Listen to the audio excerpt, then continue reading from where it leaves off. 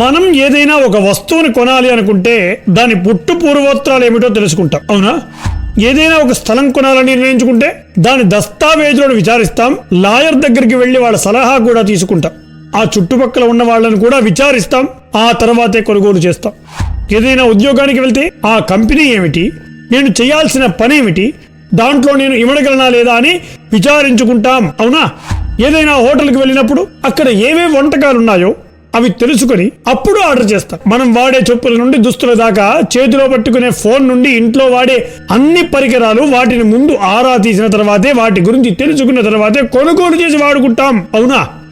అలాంటిది నీవు ఏ ధర్మంలో పుట్టావో, నీవు ఏ ధర్మాన్ని ఆచరిస్తున్నావో, నీ ధర్మం ఎలాంటిదో, నువ్వు ఆచరిస్తున్న నీ ధర్మం గురించి కానీ దాని పూర్వాపరాల గురించి కానీ కనీసం అవగాహన కూడా లేకుండా జీవిస్తున్నావు. మన ధర్మం గురించి నాస్తికవాదం పేరుతో హైందవ వ్యతిరేకవాదులు ఎవడైనా ప్రశ్నిస్తే వాడి చెంప పలగొట్టేలా సమాధానం చెప్పాల్సింది అయోమయంలో చెప్పలేనటువంటి స్థితిలో గందరగోళంలో జీవిస్తున్నావు మిస్టర్ హిందూ. ఒకడంటాడు, సింధు అన్న పదాన్ని పలకలేక ఆంగ్లేయులు హిందూ అని పలికారు, అప్పటి నుండి ఈ హిందూ శబ్దం అనేది వాళ్ళకి వచ్చింది. ఇప్పుడు హిందువులుగా చెప్పుకుంటున్న నీ హిందూ అన్న పేరు నీది కాదు, వాడెవడో పలకలేక అన్న శబ్దాన్ని పట్టుకొని కాళ్ళ దగ్గర వేసుకుంటూ తిరుగుతున్నావే. హలో మిస్టర్ హిందూ, నీవు నిజంగా హిందువువేనా? నీవు ఎలా హిందువు అయ్యావు? హిందుత్వం అంటే ఏమిటి? ఈ హిందూ అన్న శబ్దం హిందువులదేనా కాదా? ఈ హిందూ శబ్దానికి అర్థం ఏమిటి? హిందువులంటే కేవలం పూజలు పునస్కారాలు చేసుకోవడమేనా? ఇంకా ఏమైనా ఆంతర్యం ఉందా? మంత్రాలు, హోమాలు, గుళ్ళు, గోపురాలు, పండుగలు, తీర్థాలేనా? అసలు ఇవన్నీ ఏంటి? ఈ ధర్మంలో ఇంకా తెలుసుకోదగ్గ అంశాలు ఏమైనా ఉన్నాయా లేవా? అసలు హిందుత్వం ధర్మమా మతమా? మతానికి ధర్మానికి తేడా ఏంటి? ధర్మమైతే దానిలో గొప్పతనం ఏమిటి? అది ఎప్పుడు పుట్టింది? ఎవరు దానికి కారకులు? హలో మిస్టర్ హిందూ, ఎవడైనా అన్యుడు ఇలాంటి ప్రశ్నలు నిన్ను అడిగితే నీవు ధైర్యంగా సమాధానం చెప్పగలిగే సామర్థ్యం నీ దగ్గర ఉందా? ఒక్కసారి నిన్ను నువ్వు విచారించుకో. ఒక ఫోన్ గురించి అడిగితే గుక్క తిప్పుకోకుండా దాని పుట్టు పూర్వోత్తరాలు చెప్పగలుగుతున్న నీకు ఈ ప్రశ్నలకు వాడి చెంపబలగొట్టేలా చెప్పగలిగే సామర్థ్యం నీ దగ్గర ఉందా? ఇది కదా మనం పెంచుకోవలసింది, మనం రాబోయే తరాల వారికి చెప్పాల్సింది. వందలాది ఎన్జీఓలు, వేలాది మత మార్పిడి సంస్థలు, లక్షలాది మంది హైందవ వ్యతిరేకవాదులు కోట్లాది రూపాయల ధనంతో మన హిందూ ధర్మాన్ని సమూలంగా నాశనం చేయడానికి ప్రయత్నం చేస్తున్నారు, అనేక విధాలుగా ప్రయత్నిస్తున్నారు. పాశ్చాత్య ఆంగ్లేయుడు నీ దేశానికి వచ్చాడు, నీ రాష్ట్రానికి వచ్చాడు, నీ ఊరికి వచ్చాడు, నీ ఇంటికి వచ్చాడు, నిన్ను నీ కుటుంబాన్ని అనేక విధాలుగా ప్రలోభ పెడుతున్నాడు. ఇప్పుడు హిందుత్వాన్ని పట్టుకోకపోతే ఏ మాత్రము సంధి ఇచ్చినా నీ మనుగడే ప్రశ్నార్థకం అవుతుంది. హిందూ, గుర్తుపెట్టుకో, నీవేమిటో నీవు తెలుసుకో. నీ మూలం ఏమిటో నీకు తెలియకపోతే నిన్ను సమూలంగా నిర్మూలించడానికి అనేక ప్రయత్నాలు చేస్తున్నాడు. హలో మిస్టర్ హిందూ, నీ ధర్మం గొప్పతనం ఏమిటో, అసలు నీ ధర్మం ఏం చెబుతుందో, నీ ధర్మం యొక్క ఆంతర్యం ఏమిటో ముందు నీవు అవగాహన కలిగి ఉండాలి. నీవేమిటో తెలుసుకునే అద్భుతమైనటువంటి వీడియో ఇది. ప్రతి హిందువు ఖచ్చితంగా చూసి తెలుసుకోవలసిన విషయాలు ఇందులో ఉన్నాయి. హలో మిస్టర్ హిందూ, ఎక్కడా కూడా స్కిప్ చేయకుండా వీడియోని పూర్తిగా చూసి విషయాన్ని తెలుసుకో. నిన్ను అవహేళన చేస్తూ నీ ధర్మాన్ని వక్రీకరిస్తున్న వాని చెంపలు పలగొట్టేలా హైందవ ధర్మం ఏమిటో తెలియజేయి. ఇలాంటి ధర్మ సంబంధమైన విషయాల కోసం దయచేసి స్వధర్మం టాపిక్స్ సబ్స్క్రైబ్ చేసుకోగలరు. ఈ వీడియోపై మీ అమూల్యమైనటువంటి అభిప్రాయాలను మరియు సందేహాలను కామెంట్ రూపంలో తెలియజేయగలని అభ్యర్థిస్తున్నాను. ఇక వీడియోలోకి వెళ్లే ముందు నా చిన్న అభ్యర్థన, వీడియోని లైక్ చేయండి. ఈ మూడు చేస్తేనే మన ధర్మ సంబంధమైనటువంటి విషయాల్ని యూట్యూబ్ కూడా 10 మందికి ప్రచారం చేస్తుంది. నా అభ్యర్థనను మన్నిస్తారని ఆశిస్తూ ఇక విషయంలోకి వెళ్తే, శ్రేయాన్ స్వధర్మో విగుణః పరధర్మాన్ స్వనుష్ఠితాత్ స్వధర్మే నిధనం శ్రేయః పరధర్మో భయాపహః. ముందుగా హిందూ అన్న శబ్దం ఏమిటి, దానిలోని ఆంతర్యం ఏమిటి, ఆ శబ్దం మనదా కాదా అన్న విషయాన్ని పరిశీలించే ప్రయత్నం చేద్దాం.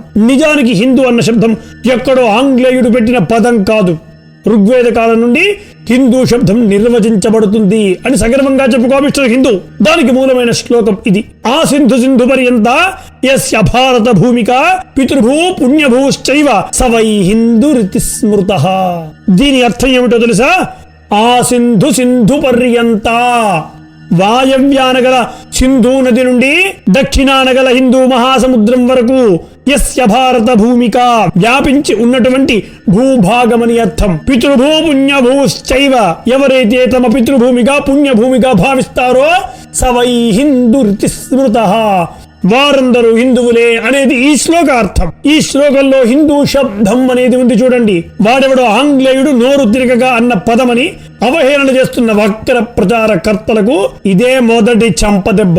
వాళ్లకు నోరు తిరగక అని అన్నంత మాత్రాన అది నిజమా కాదా అని యుక్తాయుక్త విచక్షణ చేసుకోలేని స్థితిలో హిందువులు ఉన్నారా? కాదు కదా. రెండవ జంపు దెబ్బ, నువ్వు హిందువుగా ఎలా అయ్యావు అని అడిగేవాడికి ఈ శ్లోకాన్ని వినిపించు. గోషు భక్తిర్భవేద్యస్యా ప్రణవే చ దృఢామతి పునర్జన్మని విశ్వాసః సవై హిందురితి స్మృతః. ఈ శ్లోకార్థం ఏమిటో తెలుసా?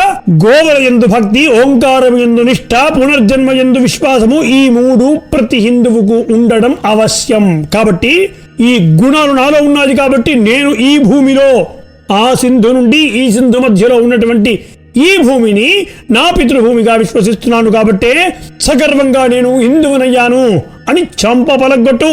మూడవ చెంపు దెబ్బ, ఎవడైనా మిమ్మల్ని వచ్చి హిందూ ధర్మం గురించి నీకేం తెలుసురా, ధర్మం అంటే ఏమిటో తెలియదు కానీ పేరు పెట్టుకుని ఊరేగుతావని అన్నాడనుకోండి, వాడి చెంపను ఇలా పలగొట్టు. ధరతీతి ధర్మ ధారణాధర్మ ఇత్యాహు. అంటే సమస్త ప్రపంచాన్ని ధరించేది మరియు రక్షించేది ధర్మము. ఇదే అసలైన ధర్మమని హిందువులం ప్రగాఢంగా విశ్వసిస్తాం. ఇక్కడ వ్యతిరేకవాదులు ప్రపంచంలో ఇన్ని మతాలుండగా ఈ ధర్మాలనే పాటించాల్సిన అవసరం ఎందుకు అని అనకపోరు. హిందువులమైన మేము వేదోఖిల ధర్మమూలం అని విశ్వసిస్తాం. సమస్త విశ్వమునకు, సమస్త సృష్టికి ఏ ధర్మం అయితే మూలమై ఉందో ఆ ధర్మములే వేదములు. అందుకే వేదములు అపౌరుషేయములయ్యాయి. ఒకరు రచించినవి కావు, సాక్షాత్తు భగవంతుడి నుండి వినపడ్డాయి కాబట్టే వీటిని శృతులు అన్నారు. వాటి ప్రతిపాదితమైన ధర్మములే మాకు ముఖ్యము. ఆ ధర్మాన్ని అనుసరించడమే హిందువు కర్తవ్యం. ఆ ధర్మాన్ని మాత్రమే అనుసరిస్తాం. ఈ అఖిల జగత్తును సుఖంగా క్షేమంగా ఉంచగల శాశ్వత సూత్రాలను, ఆచార సంహితను ధర్మం అని నామకరణం చేశారు.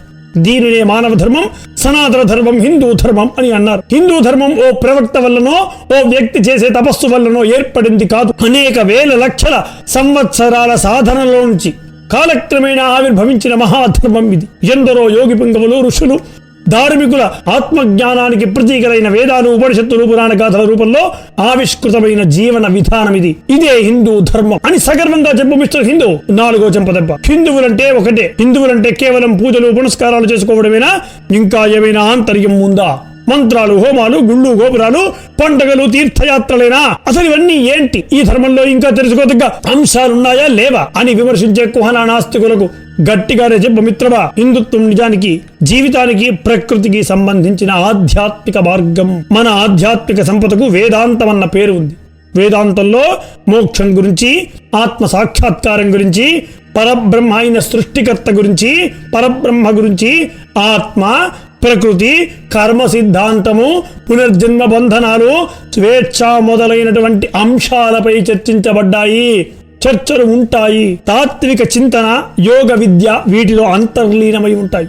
అసలు వేదాంతమే హిందూ ధర్మ సారం. ఇలా రూపుదిద్దుకున్న హిందుత్వం అందించిన జీవన రచనా విధానం వల్లనే నేటికి మీలాంటి నాస్తికులు, పాశ్చాత్యవాదులు ఎంతమంది వచ్చినా హిందూ సమాజం చిరంజీవిగానే ఉంది. బాధాతప్తుల బాధను దూరం చేయడమే మానవుడి పరమ ధర్మమని మన ధర్మం చెబుతుంది. మానవ జన్మ లభించినందుకు మనం గర్వించాలి, పొంగిపోవాలి, ఏ త్యాగానికైనా సిద్ధపడాలి. మన కర్మలే మన జీవితాన్ని ఆదేశిస్తాయన్న వాస్తవాన్ని కళ్ళకు కట్టినట్లు చూపిస్తుంది హైందవ దృక్పథం. ఈ కర్మ సిద్ధాంతం వల్లే మోక్షం సిద్ధిస్తుందని ప్రగాఢంగా విశ్వసిస్తున్నాం కాబట్టే ఎన్ని రకాల పూజలు, పునస్కారాలు, మంత్రాలు, తీర్థయాత్రలు, దానాలు, క్షేత్రాలు. దీనివల్ల నీకు నష్టమేముంది? నా ధర్మాన్ని నీవు కూడా నమ్మితే యథేచ్ఛగా ఆచరించు అని చెప్పగలిగే ధైర్యం నా దగ్గర ఉంది. మీ దగ్గర ఉన్నటువంటి అనేక మతాలు ఉన్నాయి కదా, అలాంటి మతాలు ఉన్నాయి కదా, వాళ్ళు ధైర్యంగా ఈ మాట చెప్పగలరా? లేదు. భారతదేశానికి ఎన్నో మతాలు వచ్చాయి. భారతదేశంలో కూడా అనేక మతాలు ఉన్నాయి. కానీ అహింసతో, బలాత్కారములతో, దుర్మార్గంతో, బలవంతంతో విస్తరిస్తున్న మతం ఇస్లాం మతం. ప్రలోభాలతో విస్తరిస్తున్న మతం క్రైస్తవ మతం. ఇది సత్యం కాదని వాళ్ళని చెప్పమనండి. సింధు శబ్దాన్ని పలకడం చేత గాని పరదేశీయులు హిందూ అని పలకడంతో అదే మనకు స్థిరపడిపోయిందని మరికొందరు ప్రచారం చేస్తున్నారు. ఇలా ఒకటా రెండా చాప కింద నీరులా తప్పుడు ప్రచారాలు చేస్తూనే ఉన్నారు. ఇలాంటి తప్పుడు ప్రచారాలను విజ్ఞులు కూడా తిప్పికొట్టలేక సతమతమవుతున్నారు.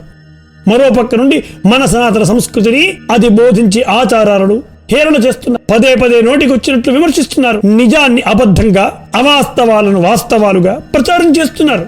మన చరిత్రను వక్రీకరించి మన చారిత్రక అంశాలపై మనకే అనుమానాలు రేకెత్తిస్తున్నారు. ఇలా ఎందుకు చేస్తున్నారో తెలుసా? మన మీద మనకి అనుమానాలు పుట్టాలని, హిందువు తన చరిత్ర మీద తనకి అసహ్యం కలగాలని, హిందువు అనుకునేందుకు ప్రతి హిందువు సిగ్గుతో తరలించుకోవాలని, ఇలా జరిగిన నాడు ఈ దేశం నుంచి హిందూ ధర్మాన్ని సమూలంగా పీకి పారేయవచ్చునని దురాలోచనతో కుట్ర పన్నుతున్నారు. మిత్రమా, 100 రాళ్లు విసిరితే ఏదో ఒకటైనా లక్ష్యానికి తగిలి అది రాలి పడుతుందనే వ్యూహంతో హిందూ వ్యతిరేకవాదులు ముందుకు సాగిపోతున్నారు. పదే పదే హిందూ ధర్మంపై దుమ్మెత్తి పోస్తున్నారు. విమర్శిస్తూ ఏదో ఒకరోజు హిందూ ధర్మాన్ని సమూలంగా నాశనం చేయవచ్చుననే ఆశతో ముప్పేట దాడులు చేస్తున్నారు, దాడులను ప్రారంభించారు. ఈ దాడిలో హిందూ సమాజం ఇప్పటికే చాలా దెబ్బతిని తీవ్రంగా నష్టపోయింది. దీనిని ఇలాగే కొనసాగిస్తామా, లేక వాటిని తిప్పికొట్టి మన ధర్మాన్ని నిలబెట్టుకుంటామా అనేది నీ చేతుల్లోనే ఉంది మిస్టర్ హిందూ. ఒకనాడు వివేకానందుల వారు ప్రసంగిస్తూ, హిందూ శబ్దం విన్నంతనే అపార బలోదగ్రమగు విద్యుత్ తరంగ ప్రఘాతము నిన్నెప్పుడు కదల్చి వేచునో అప్పుడు కాని నీవు హిందువని అనిపించుకోవు. హిందువని చెప్పుకున్నవాడు ఏ దేశంలో ఉన్నా, ఏ భాష మాట్లాడినా నీకత్యహితుడు ప్రియుడెప్పుడగునో అప్పుడే నీవు హిందువు అనిపించుకుంటావు. హిందువులందరూ మరొక జాతి వేషమును, భోజన వైఖరిని, ప్రవర్తనను అనుసరించినచో హిందూ దేశము బాగుపడదు. చీకటి చీకటి అని అరిచినంత మాత్రాన చీకటి పోదు. చిన్న దీపాన్ని వెలిగించాలి, అది నీతోనే ప్రారంభించాలి అని అన్నారు. వెలుగునివ్వడం ఒక్కటే దీపం యొక్క పరమార్థం కాదు, మరిన్ని దీపాలను వెలిగించడం కూడా. అలాగే ధర్మాన్ని తన వరకే పరిమితం చేసుకుని ఎవరు ఎలా పోయినా నేను మాత్రం ధార్మికంగా ఉన్నాను కదా అని సరిపెట్టుకునే ఈ ధోరణి వల్లే ధార్మికులు క్షీణిస్తున్నారు. అదే సమయంలో ధర్మం పట్ల ఏమాత్రం అవగాహన లేని, కనీసం ధర్మం అంటే ఏమిటో తెలియని పగటి వేషగాళ్లు మాత్రం ధర్మబోధన పేరుతో ధర్మాన్ని అనుసరిస్తున్న వాళ్లను అయోమయ స్థితిలో పడేస్తున్నారు. అంతే గందరగోళాన్ని సృష్టిస్తున్నారు కూడా. ఇలా చేయడం వల్ల ధర్మ ఆచరికుడికి ధర్మం పట్ల కనీస అవగాహన కూడా అంతరించిపోతుంది. కాబట్టి ధార్మికులు ఎక్కడికక్కడ ధర్మబోధన చేయడం వల్లే పూర్వ వైభవాన్ని తీసుకురాగలుగుతాం. హలో మిస్టర్ హిందూ, నేను చెప్పిన అంశాలు నీకు అర్థమయ్యాయని నేను అనుకుంటున్నాను. ఈ వీడియోని ఇక్కడితో సమాప్తం చేస్తున్నాను. ఇక్కడ వరకు చూసినందుకు చాలా చాలా కృతజ్ఞతలు. ఇక్కడ వరకు చూసారంటే ఇందులో విషయం ఉందని నేను అర్థం చేసుకుంటున్నా. నిజంగా ఈ వీడియో కనుక మీకు నచ్చినట్లయితే సాటి హిందువులకందరికీ షేర్ చేస్తారని ఆశిస్తున్నాను. హలో మిస్టర్ హిందూ, నీకేమైనా సందేహాలుంటే దయచేసి కామెంట్ రూపంలో తెలియజేయగలరు. ఇలాంటి ధర్మ సంబంధమైన విషయాల కోసం దయచేసి స్వధర్మం టాపిక్స్ ను సబ్స్క్రైబ్ చేసుకోగలరు, ధర్మాన్ని కాపాడగలరు. మంగళం మహత్. మరో అద్భుతమైనటువంటి వీడియోతో మళ్ళీ మీ ముందుకు చంద్రశర్మ. నమస్కారం.